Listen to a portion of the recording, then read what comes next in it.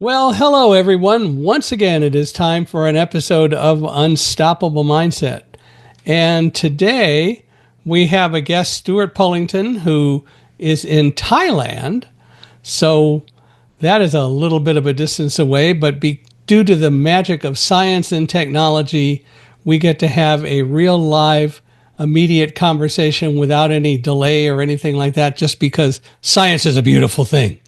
So, Stuart is an entrepreneur. He's been very much involved in helping other people. He's formed companies, but he likes to help other entrepreneurs grow and do the same things that he has been doing.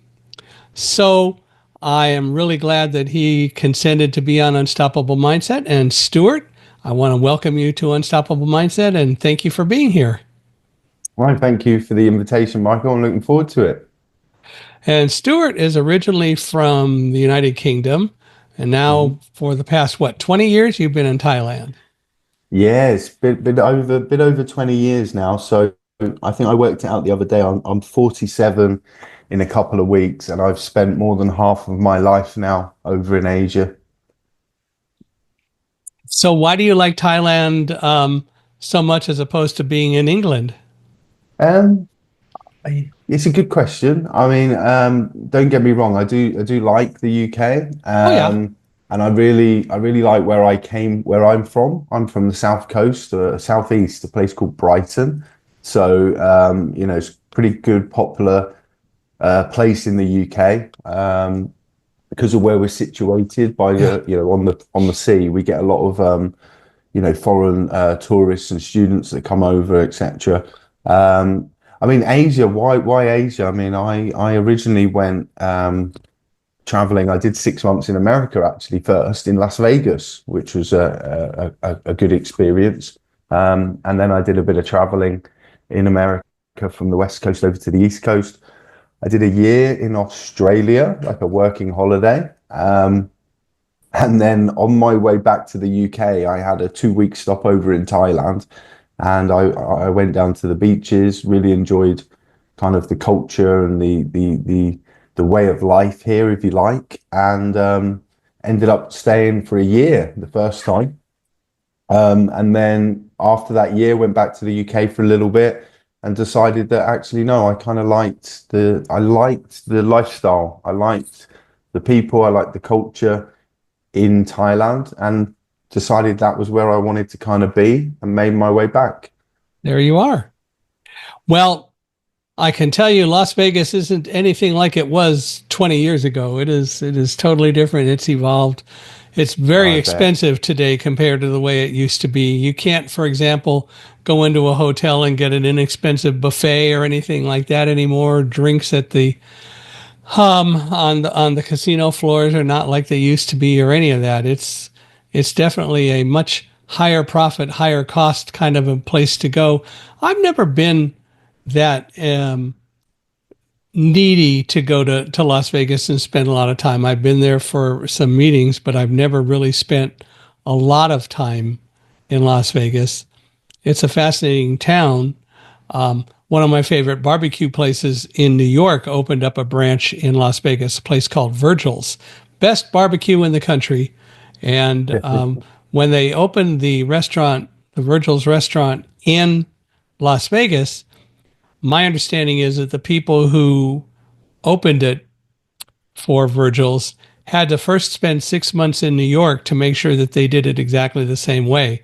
And I'll tell you, the food tastes the same. It's just as good as New York. So Brilliant. um, that would draw me to Las Vegas just to go to Virgil's. That's kind of fun. No, Well, fantastic. tell us a little about the early Stuart, kind of growing up and all that, and what led you to do the kinds of things you do and so on. But tell us about the early Stuart, if you would. Yeah, no problem. I mean, I was quite sporty, very sporty when I was younger. Used to play a lot of what we call football, which would be soccer over your way. So very big younger into like the team sports and things like that. Um, did well at school, actually in the lessons. Not so great when it came to kind of exams and things like that. So I learned a lot from school, but I don't think especially back then. And I think potentially the same in other countries. I don't think that the education system was set up to cater for everyone, and obviously that's difficult. I do feel that maybe now people are a bit more aware of how different individuals perform under different circumstances and need different kind of ways to motivate, etc. So yeah, I mean, that was kind of me at school. Did a lot of sport. Was good in the lessons, but maybe not so good at the cram studying, if you like. The studying that you need to do for exams, where you really have to kind of cram and remember all of that Mhm. knowledge. And I also found with school that it was interesting in the lessons, but I never really felt that there was any kind of, well, we're learning this, and this is how you kind of utilize it, or this is the practical use of what we're learning for life, if that makes sense. Yeah. So like when we were learning, and I was always very good at maths, and I love numbers. And when we were learning things in maths and things like that, I just never felt that it was explained clearly what you would actually use that for. So when you're learning different equations, it wasn't really well explained how you would then utilize that later in life, which I Hmm. think, for me personally, I think that would have made things more interesting and would have helped to kind of understand which areas you should focus on. And maybe more time could have been spent understanding what an individual is good at, and then kind of explaining, well, if you're good at this or passionate with this, then this is what you could do with it. I think I remember sitting down with our I can't they would have been our advisors at the time, where you sit down and talk about what you want to do after school, and the question was always, what do you want to be? Whereas, for me personally, I think it would have been more useful to understand, what are your passion, what are you passionate about? What are you good at? What do you enjoy doing? And then saying, well, you could actually do this. This is something you could do. So you could take that and you could become, this could be the sort of career you could do, if that makes sense. Hmm. So anyway, that was kind of like school and everything like that. And then after school, um, you know, I didn't. I worked for a couple of years. I didn't really know what I wanted to do. Funnily enough, there was actually a Toys R Us opening in Brighton in one of the summers, and I Ah. actually went and got a summer job there at Toys R Us, and I really enjoyed that actually. That was my first step into actually doing a bit of sales. I worked on the computers, so we were selling the computers to people coming in, and when we opened the store, it was a brand new store. It was just when the pay as you go mobile phones were kind of just Mm. coming out. We had Vodafone analog, but it was the non-contract where you could just buy top-up cards when they Right. first came out. And I remember we were the first store, because we were a new store. We were the first store to have those phones for sale. And I remember just being really determined to just try and be the first person to just sell the first ever mobile phone within Toys R Us. And I remember I started in the morning, and I think my lunch was at say 12, but I missed my lunch, and I think I was up till about 1 or 2 p.m. until finally I managed to find someone who had that need, or wanted the phone. And so I made that first sale for Toys R Us in the UK with the mobile phone. And that in itself taught me a lot about, not giving up, and kind of pushing through and persevering a bit. So yeah, that was kind of my early part. I was always interested in other cultures though. I was always interested at school. I would do projects on Australia, Egypt and things like that. And in the UK, when you get to about, I think similar to America, but in the UK, when you either before or after uni, it's quite usual to do like a gap year or do a bit of traveling. And I just kind of never got round to it. And I had friends that went and did a gap year, or a year's working holiday in Australia. And I remember when they came back, and I was like, yeah, that's actually what I want to do.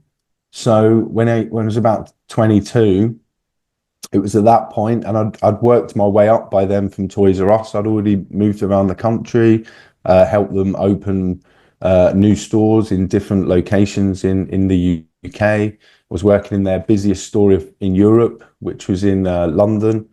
Um, but I decided I wanted to go and travel. So I remember talking to my area manager at the time and saying, look, this is what I want to do. I had a friend who was traveling and he was meeting up with his sister, and his sister happened to be in Las Vegas, which is how we kind of ended up there. And I remember talking to my area manager at the time and saying, look, I want to leave. I want to go and do this. And I remember him sat down just trying to kind of talk me out of it, because they obviously saw something in me. They wanted me to continue on the path I was doing with them, which was going, towards the management, the leadership kind of roles. And I remember the conversation, because I was saying to him, look, I want to go and travel. I really want to go. I'm going to go to Las Vegas. I want to travel America. And his response to me was, well, if you stay here for another X years, you can get to this position, then you can go and have a holiday in America, and you can get a helicopter and you can fly over the Grand Canyon, and kind of really trying to sell me into staying in that path that they wanted me to go on. And I thought about that and I just said, no, I don't want to just go on a holiday. I really just want to immerse myself, and I just want to go there and I want to live the experience. And so, yeah, I left that position, went to Las Vegas, ended up staying 6 months. I did 3 months, did a bit in Mexico, came back for another 3 months. And that's where I met a lot of different people from different countries. And I really kind of got that initial early bug of wanting to go out and seeing a bit more of the world. And it was at that point in my life where I was in between kind of the end of education, beginning of my business career, I guess. And I had that gap where it was the opportunity to do it. So I did. So yeah, I did that time in America, then back to the UK, then a year in Australia, which was great. And then, yeah, like I said, on the way home is where I did my stopover. And then I just obviously fell in love with Thailand and Asia. And that became my mindset after that year going back to the UK. My mindset was, how do I get back to Thailand? How do I get back to Asia? I also spent a bit of time, about 5 years in the Philippines as well. So, I like the region. I like the people. I like the kind of way of life, if you like. So when you were working in the Philippines and then when you got to Thailand, what did you do? Yeah, so I mean, it all starts with Thailand, really. So, I mean, originally when I first came over, I was teaching and doing kind of some teaching and voluntary stuff. When I came back, I did a similar thing, and then I get I wouldn't say lucky. I guess I had an opportunity to work for a company that was we were basically selling laptops in the UK, Mm. student laptops. They were refurbished, like your IBM or your Dell, and they would be refurbished and resold, normally to students. And we also used to sell the laptop batteries. So we would sell like the IBM or Dell laptop batteries, Hmm. but we'd sell the OEM, so we would get them direct from China. So like third party batteries, if you like. Right. And back in the day, this is just over 20 years ago, but back then, early days of what we would call digital marketing and online marketing. And, our website in the UK, we used to rank, number one for keywords like refurbished IBM laptop, Dell laptop battery, IBM battery. So we used to rank above the brands. And that was my introduction, if you like, to digital marketing and how it's possible to make money online. And then that kind of just morphed into, well, if we're able to do this for our own business, why can't we do this for businesses, and that would have been the early owners and founders of the of Smart Digital and Smart Traffic, seeing that opportunity and transitioning from running one business and doing well to helping multiple businesses do well online. And that was the bit I really enjoy, talking to different business owners in different industries. A lot of what we do is very similar, but then you have slightly different approaches depending on the location and the type of business that people are in. Well, you have certainly been around. You formed your own, or you formed companies along the way, like Hingson Energy and Smart Digital Group. What were they? Right. Yeah. So yeah, going back to the computer website, out of that came a company called Smart Traffic. That was put together by the three original founders, a guy called Simon, a guy called Ben, and a guy called Andy. And so they originally came together and had created, if you like, Smart Traffic. And Smart Traffic is a digital marketing agency, originally started with SEO, the organic, so when someone's searching for something in Google, we help get websites to the top of that page so that people can then click on them and hopefully they get a lead or a sale or whatever they're trying to do with that traffic. So yeah, they originally put that together. I, being here and on the ground, I then started working within the business. So I was running the student website, if you like, the laptop website. I then got the opportunity from very early on to work within the digital marketing company.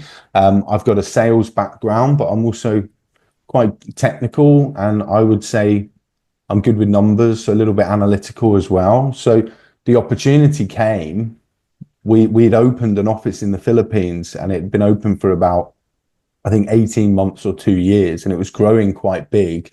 And they wanted someone else to go over there to support Simon, who was one of the founders who opened the office over there. And that's when I got the opportunity. So I was over in Cebu for 5.5 years.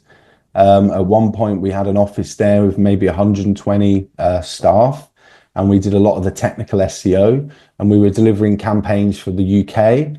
So we had a company in the UK, we had one in Australia, and then also locally within the kind of Thai market. And that was fantastic. I really enjoyed working over in the Philippines. Again, culture, enjoyed the culture, enjoyed the people, really enjoyed, just getting stuck in and working on different client campaigns. And then eventually that brought me back to Thailand. There was a restructure of the company. We moved a lot of the deliverables around. So I was then brought back to Thailand, which suited me because I wanted to come back to Thailand at that point. And then I had the opportunity. So the previous owners, they created a couple of other businesses in Thailand. They had very big one that went really well called Dot Property. So they ended up moving back to the UK. Long story short, about maybe 10 years ago, I got the opportunity to take over Smart Digital in Thailand and Smart Traffic in Australia, which are both the digital marketing agencies that I'd been helping to run.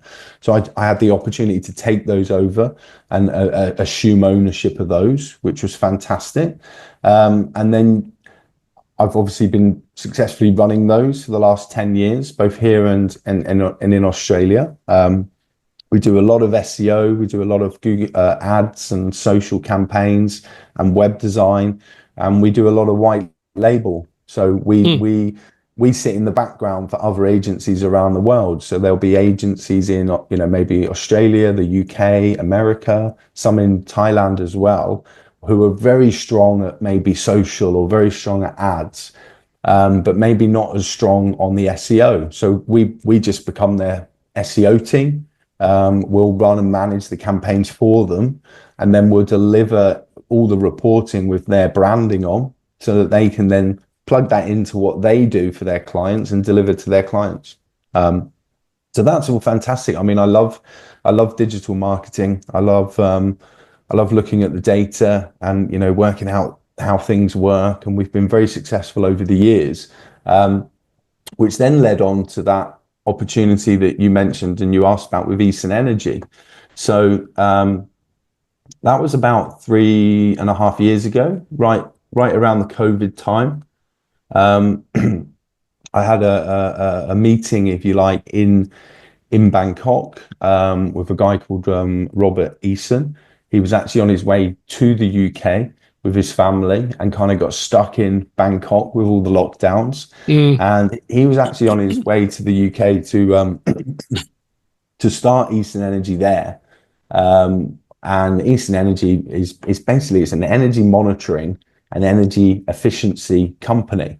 It's basically a UK designed solution where we have a hardware technology that we retrofit, which is connects like to the MDB, and then we have sensors that we place around the location.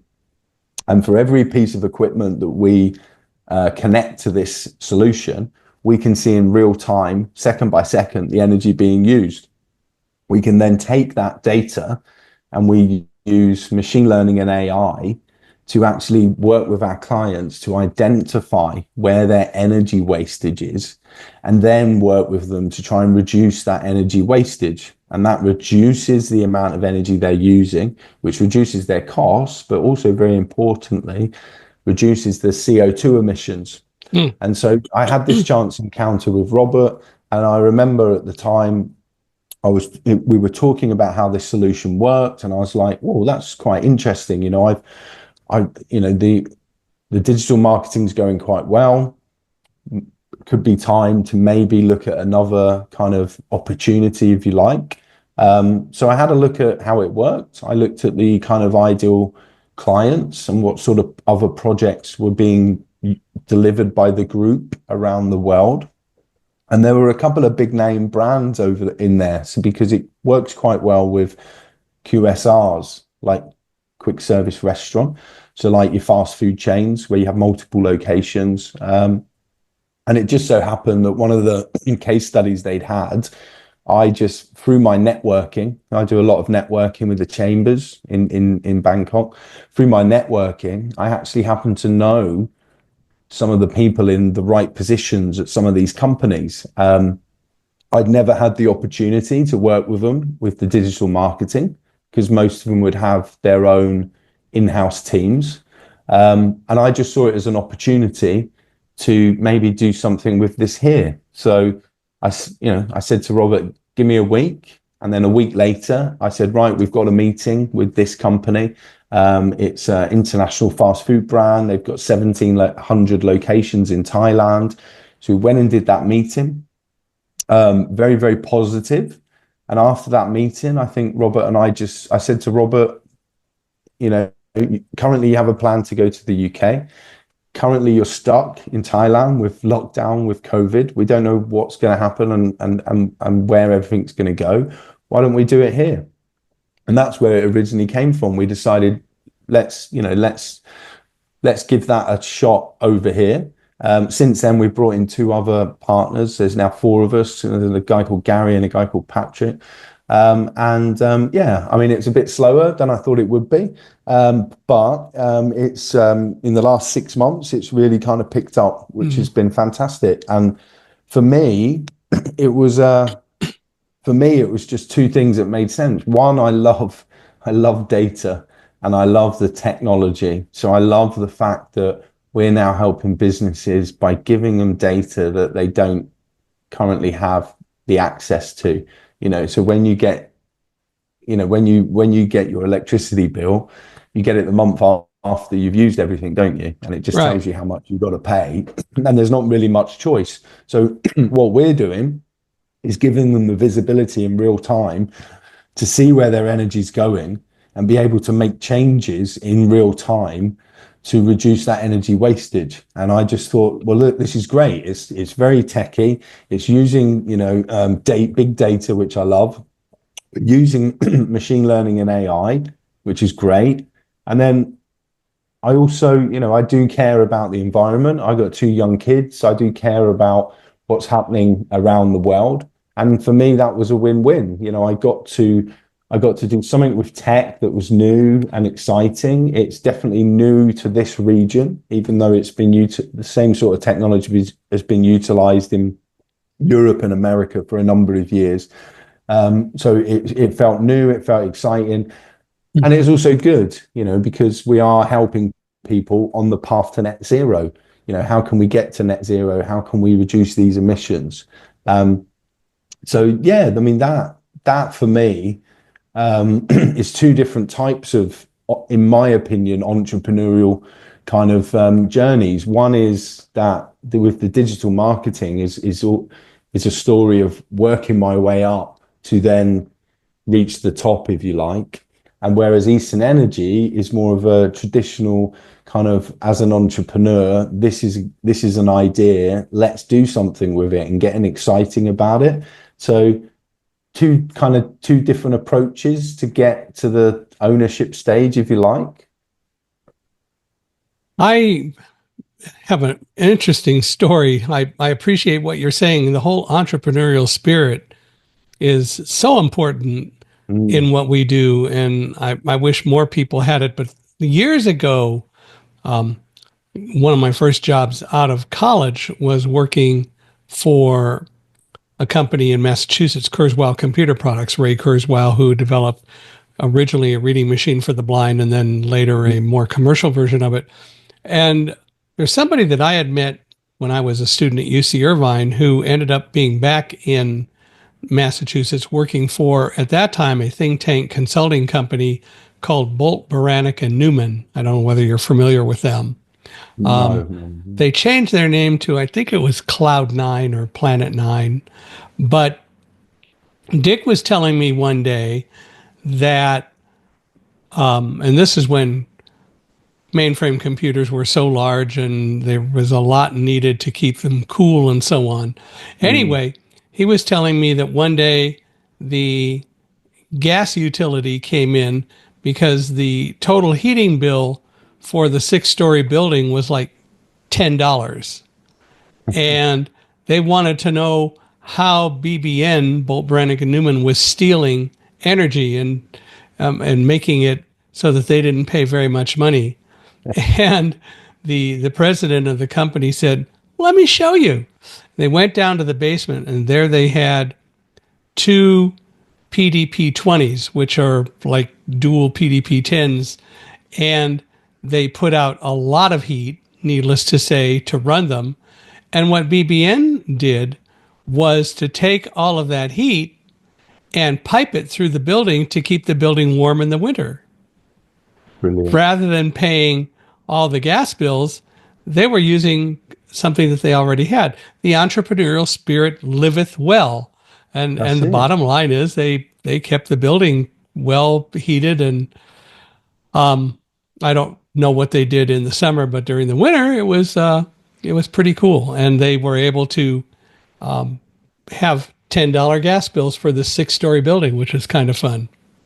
No, that's brilliant. Yeah, no, that's Oh, it really good. is. That is, and that just goes to show, I mean, that is what a large part of this energy efficiency and things like that is.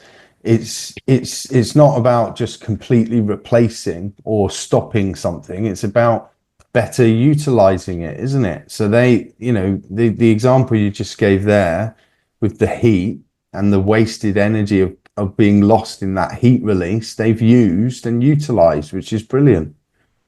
I a couple of years ago, so my wife passed away in 2022, and we have a furnace and so on here, and we had gas bills that were up in the $200 a month or more, up as much as $300 a month in the winter to keep the house at a temperature that we could stand. And 2 years ago, I thought about how do we lower that? And I was never a great fan of space heaters, but I decided to try something. We got a couple of space heaters and we put them out in the living room, and we have ceiling fans. So I turned on the space heaters and turned on the ceiling fans, and it did a pretty decent job of keeping the temperature down such that for most months, I didn't even have to turn the furnace on at all. And our heating bill went down to like $39 a month.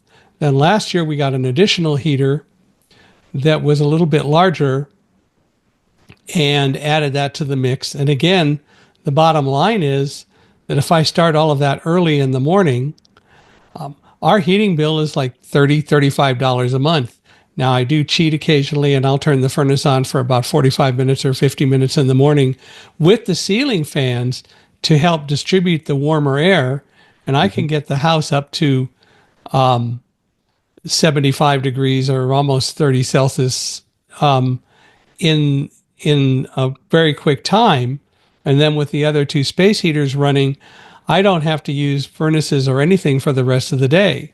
So I think this year the most expensive heating bill we had was like $80 because I did occasionally run the heaters or the furnace. And when I was traveling, I would turn the furnace on for the cat a little bit. But the bottom line is there's so many things that we can do to be creative if we think about it to make things run more efficiently and not use as much energy and eliminate a lot of the waste that we have. And so that has worked out pretty well. And I have solar on the house. So in the summer, when most people around here are paying $400 and $500 a month for their electric bills to run the air conditioning, my electric bill year round is $168 a month, which is cool. Yeah, no, that's great. That that is a great example there of kind of how, our approach to energy efficiency. What are you currently doing? Is there a more efficient way of doing it, which is exactly what you found? Yeah. Yeah, and it works really well, so I can't complain. It's warming up now, so in fact, I haven't turned the furnace or anything on at all this week. This is the first week it's really been warm at night.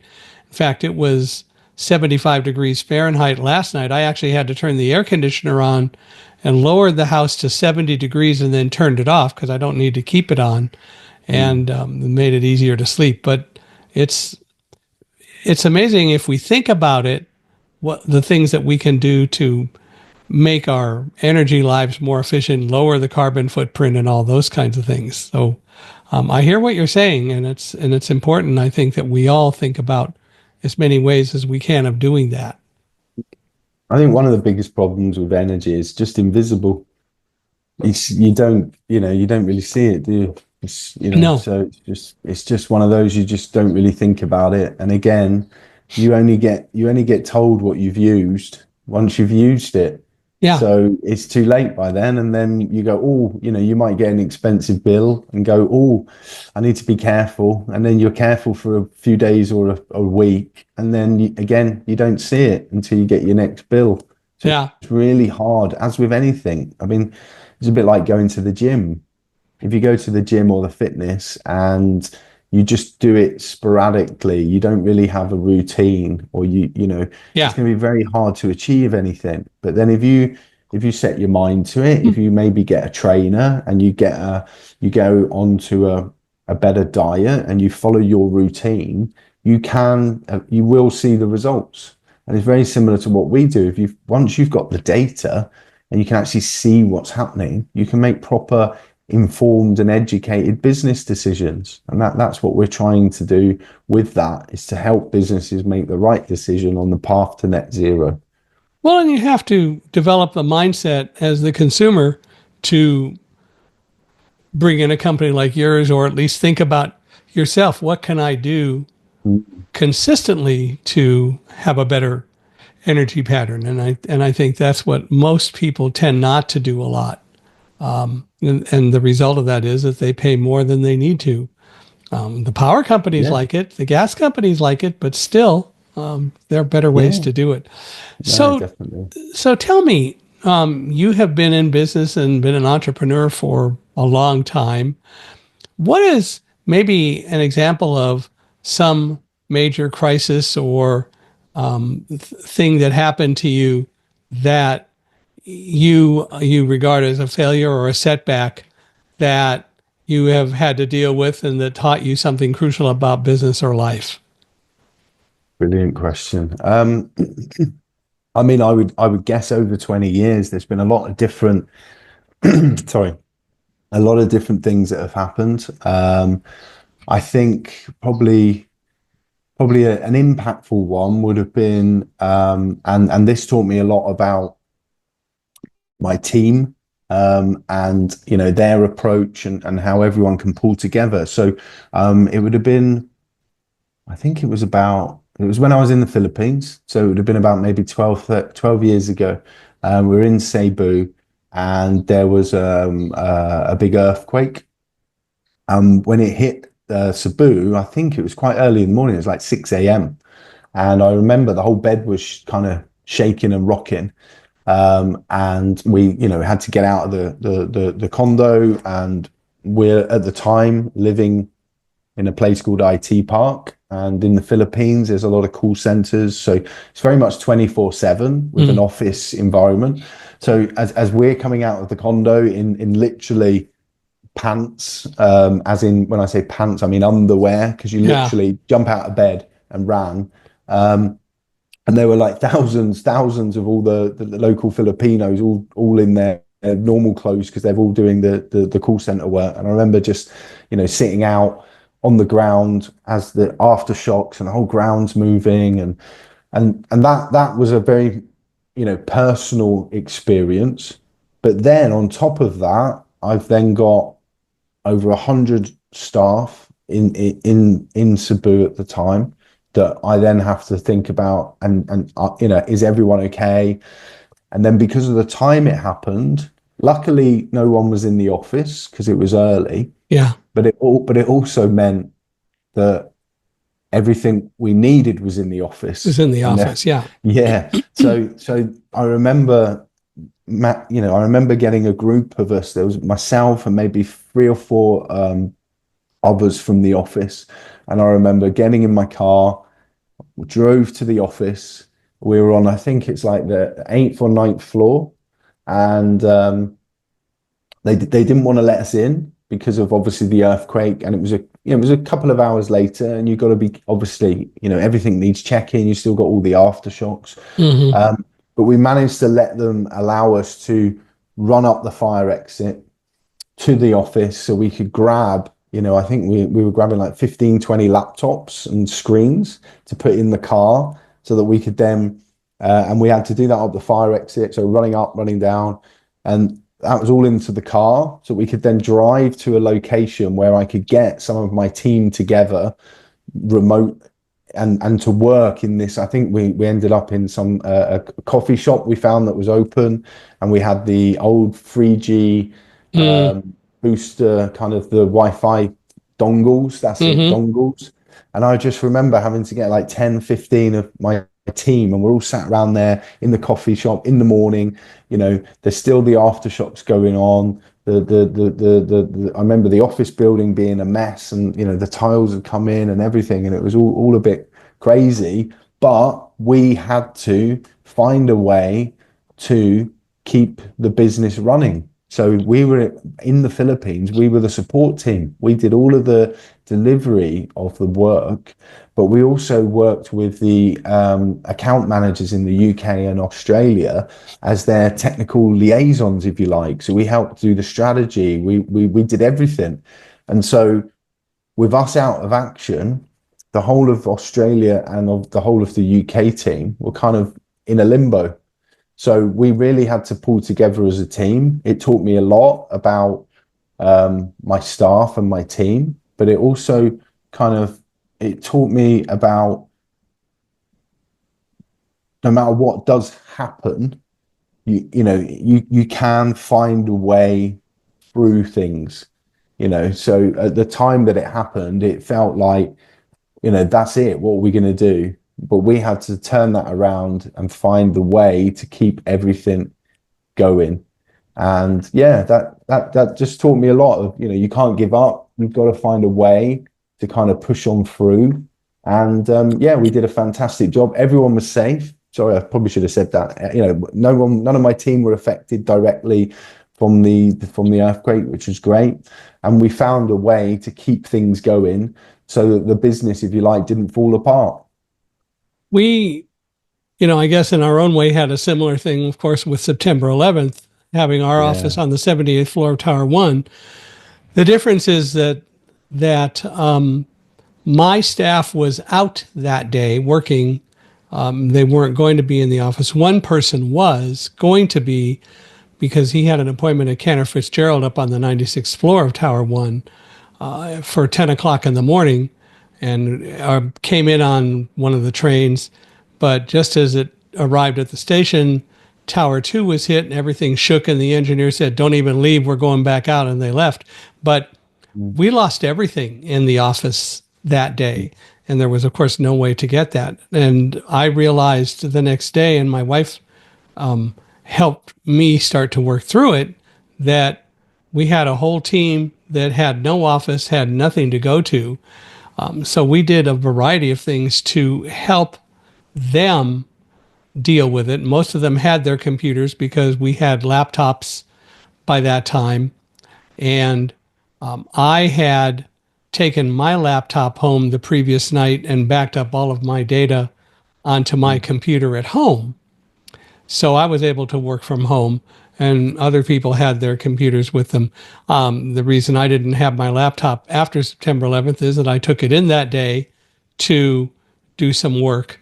But needless to say, when we evacuated, it was heavy enough that going down 1,463 stairs, 78 floors, that would have been a challenge with the laptop. So we left it. But it worked out. But I hear what you're saying. And the reality is that you got to keep the team going. And even if you can't necessarily do the work that you normally would do, you still have to keep everyone's spirits up, and you have to do what needs to be done to keep everybody motivated and be able to function. So I think I learned the same lessons as you, and value, of course, not that it all happened, but what I learned from it, because it's so important to be able to persevere and move forward, which is something that we don't see nearly as much as sometimes we really should. Yeah. No, no, definitely. I mean, the other thing, and I think you just mentioned there actually, is it it was also good to see afterwards how everyone kind of pulls together and Mm-hmm. support. We had a lot of support, not just in the Philippines, but from the UK and the Australia teams. I mean, we had a bit of an incident. You may have seen on the news 2 weeks ago. I think now we had an incident in Bangkok where there was a earthquake in Myanmar, and then all the buildings were shaking in Bangkok. Yeah, what, And 7.9? yeah, that's it. And just to see everyone come together was it's just amazing, And it's a shame sometimes it takes something big to happen for people to come together and support each other. We saw so much of that after September 11th for a Mm, while. Everyone pulled together. Everyone was supporting each other. But then over time, people forgot, and we yeah. ended up as a country in some ways being very fractured.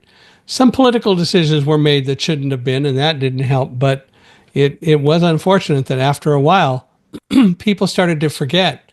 In fact, I went to work for an organization out in California in 2002, in addition to taking on a career of public speaking.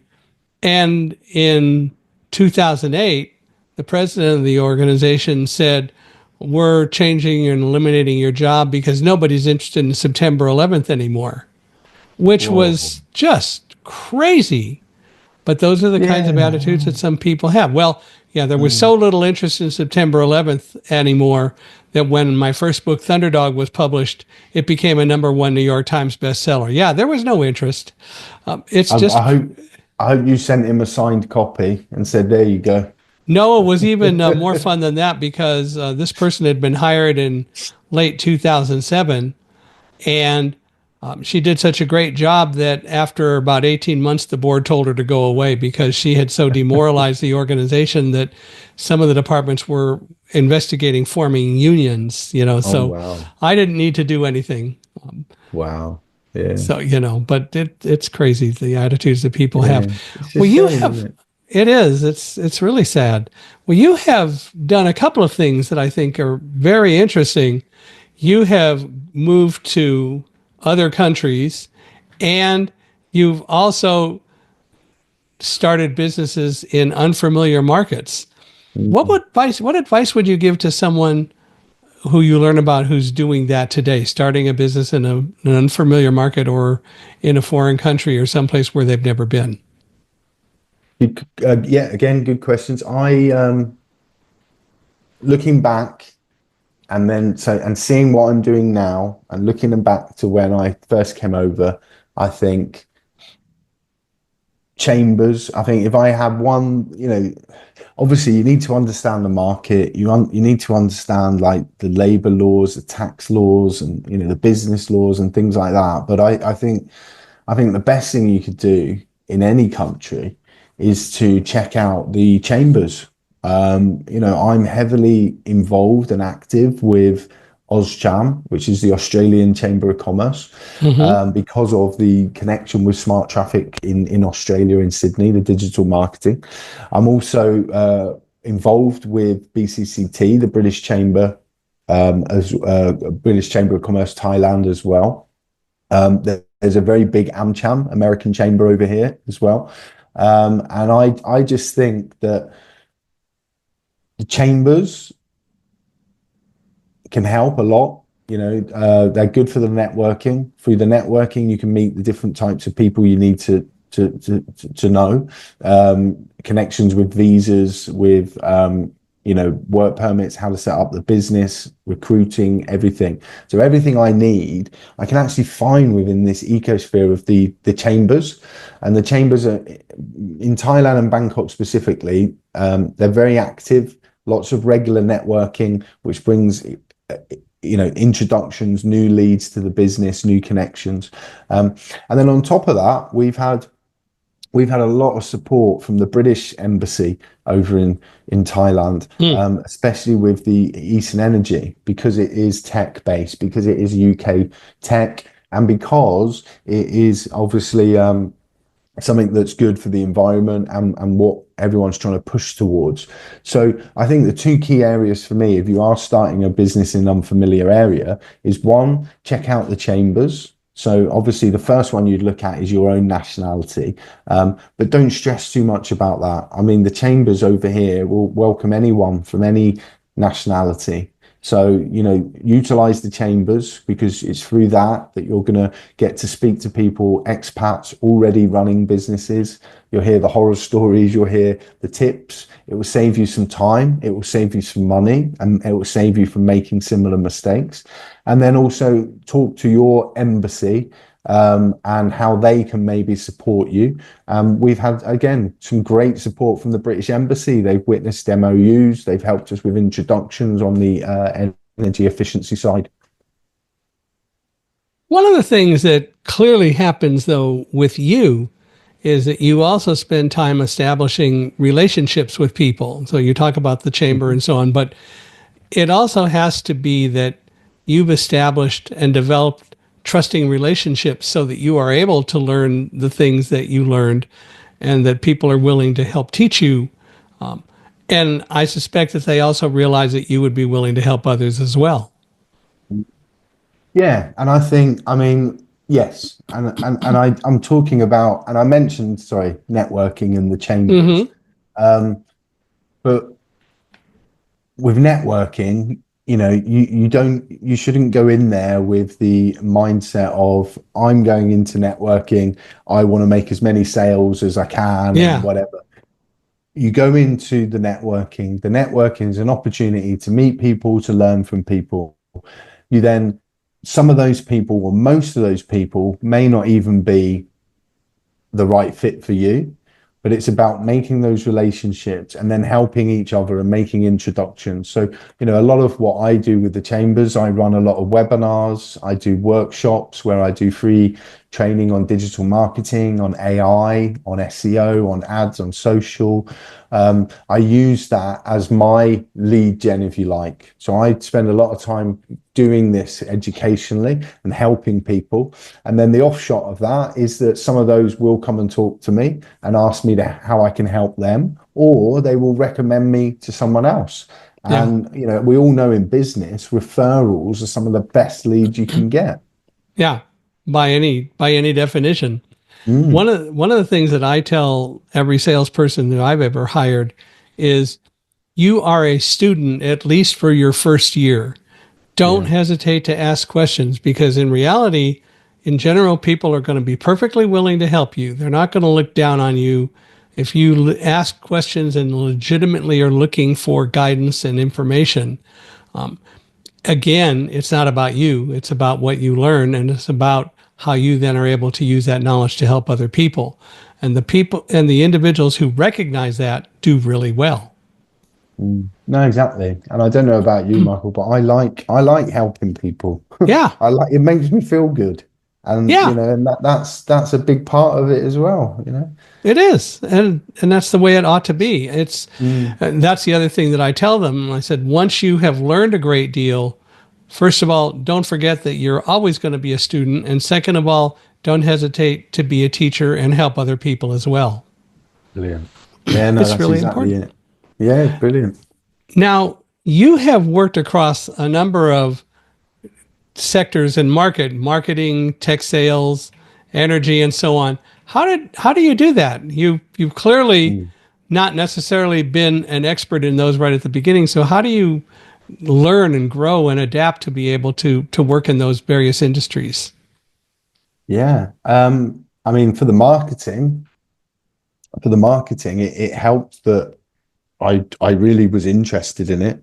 So there was a good interest. And if you're interested in something, then you get excited about it and you have Yeah, the motivation and the willingness to learn and ask the questions, like you said. And then that is where you can take that kind of passion and interest and turn it into something a bit more constructive. It's a bit like I was saying at the beginning, like it's the sort of thing I wish they'd done a bit maybe with me at school, was understand what I was good at and what I liked. But yeah, so with the marketing, I mean, very similar to what you've said, I ask questions. It just seems to click in my head on how it worked. And it kind of made sense to me. It was just one of these things that clicked. yeah, And so for the marketing, I just found it personally quite interesting, but also found it quite easy. It just made sense to me. And similar, using computers and technology, I think it just makes sense. It doesn't to everyone, and other people have their strengths in other areas, but for me, it made sense. So that was the easy part. Same with Eastern Energy. It's technology. It makes sense. I love it. But at the end of the day, it's all about people, really, business. And you've got your people and your team and how you motivate them. It's going to be similar. It's going to be slightly different depending on culture and where you're based and the type of industry you're in, but also very similar. People want praise. They want constructive feedback. They want to know where they're going to be in a year or 5 years. All of that's very similar. So you people within the business, and then your customers are just people as well, aren't they? yeah, Well, customers, partners, clients, they are just people. So it's all about people, regardless of what we're doing.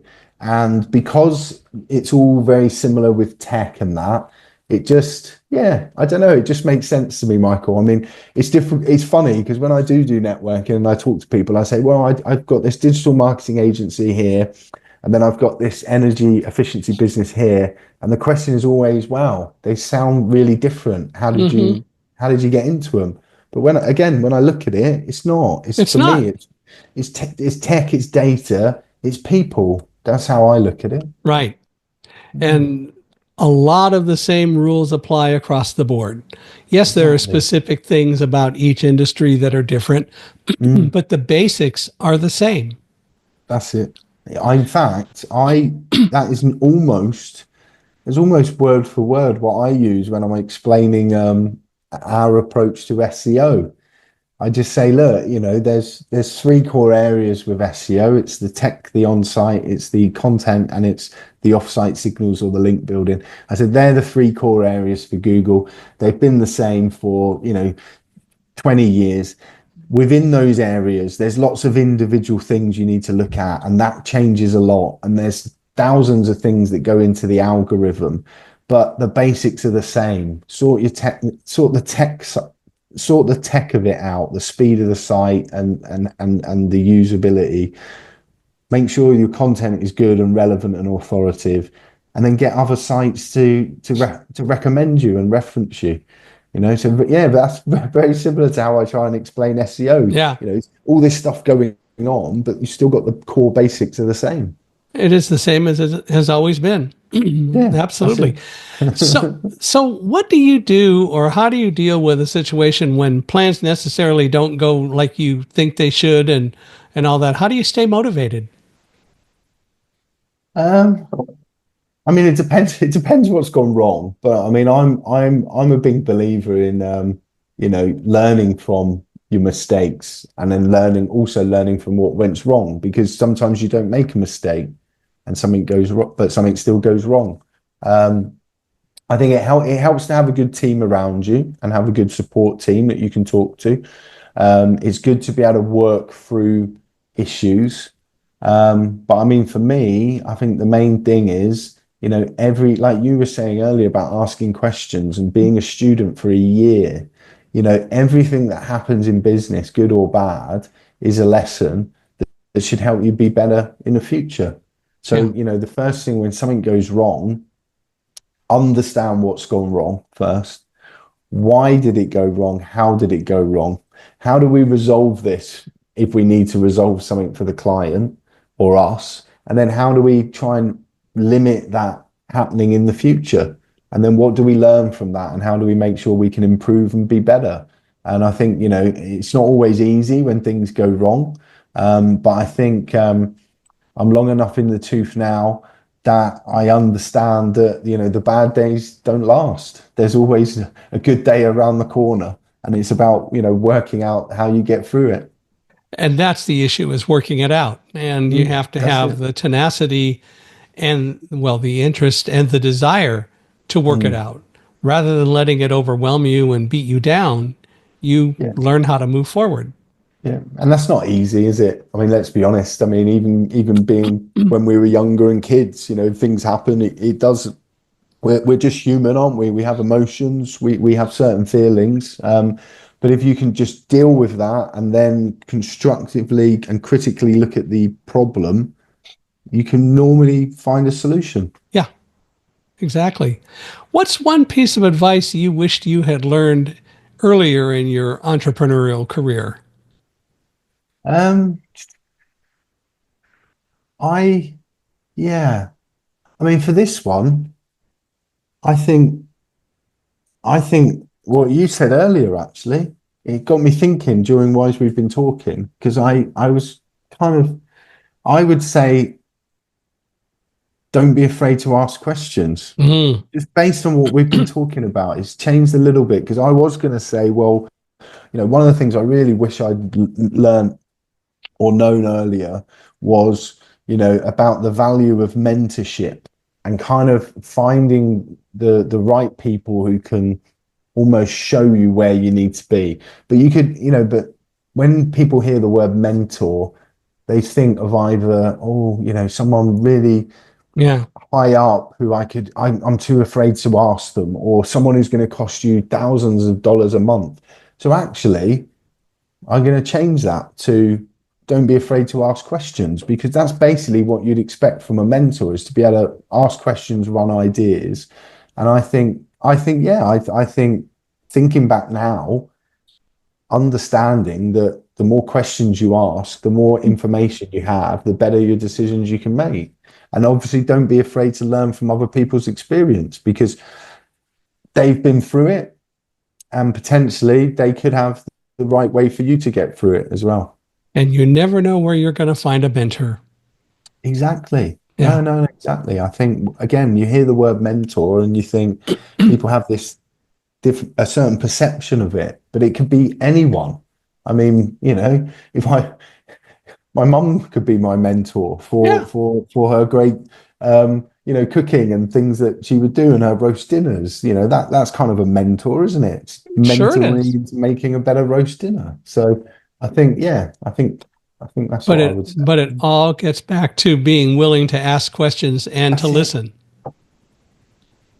And then I would add one more thing. So ask the questions, listen, and then take action. And that's Yeah. where that unstoppable mindset, I think, comes in, because I think people do ask questions, people can listen, but it's the taking action. It's that final step of having the courage to say, I'm going to do this. I'm going to go for it. And you may find out that what was advised to you may not be the exact thing that works for you, but if you Mhm. start working at it and you start trying it, you will figure out what works. Exactly. Yeah, Yeah. no, exactly. That's it.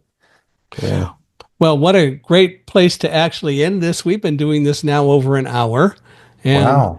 I know, can you believe it? And Yeah. I have a puppy Brilliant. dog who probably says, if you don't feed me dinner soon, you're going to be my dinner. So I should probably go do that. That's all good. So for But me, I'm going to go and get my breakfast coffee now. It's 7 a.m. now, 7:05 in the morning. there you are.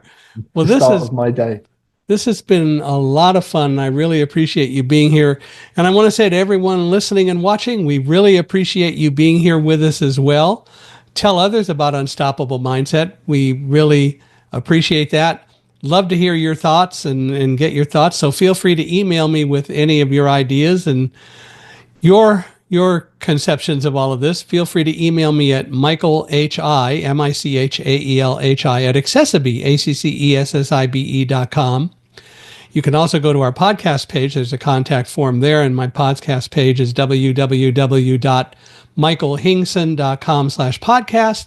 And Michael Hingson is spelled Michaelhingson. Love to hear from you. Would really appreciate it if you'll give us a 5-star rating wherever you're watching or listening to the podcast today. If you know anyone, and Stuart as well for you, if anyone of you listening or participating knows anyone else that you think ought to be a guest on Unstoppable Mindset, we'd love to hear from you. We'd love introductions. Always looking for more people to tell their stories. So that's what this is really all about. So I really appreciate you all taking the time to be here, and Stuart, especially you. Thank you for being here. This has been a lot of fun, and we really appreciate you taking your time. Thank you, Michael. Thank you, everyone. I really enjoyed that. And in the spirit of everything, if anyone does have any questions for me, just feel free to reach out. I'm happy to chat. How do they do that? What's the best way?